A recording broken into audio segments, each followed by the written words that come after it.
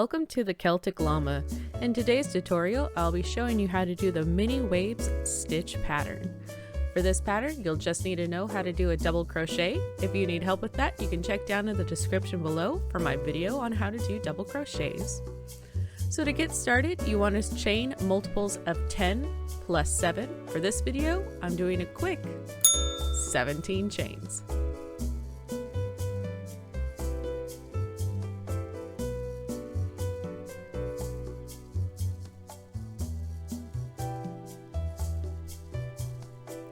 Alright, so to get started on row 1, you'll do chain 1, and then you'll work your first double crochet in the second chain from the hook,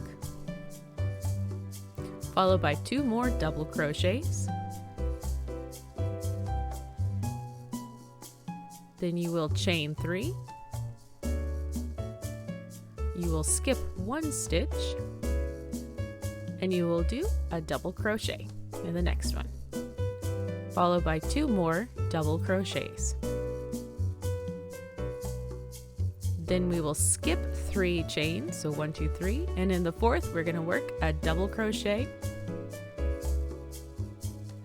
followed by 2 more double crochets. We're going to chain 3. We're going to skip 1 chain, and we're going to work 3 double crochets to the end of the row. And this sets up your foundation for your project. You can already see that ripple effect starting.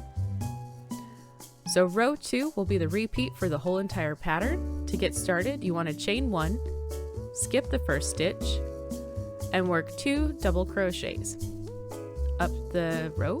So 1, 2. Then you will work a double crochet in the chain 3 space, followed by chaining 3, working another double crochet in the same chain 3 space, then working 3 double crochets,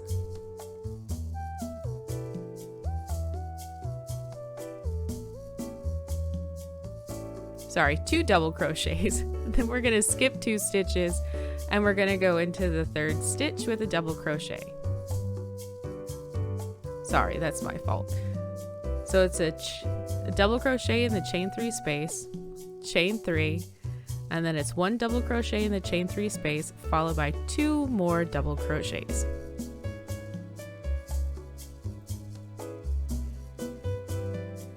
And that's how you end up doing the mini wave stitch pattern. You just end up repeating row 2 till your work reaches the way you would like it. If you found this video helpful, please do give it a like, and I really do hope that you have a happy crochet day.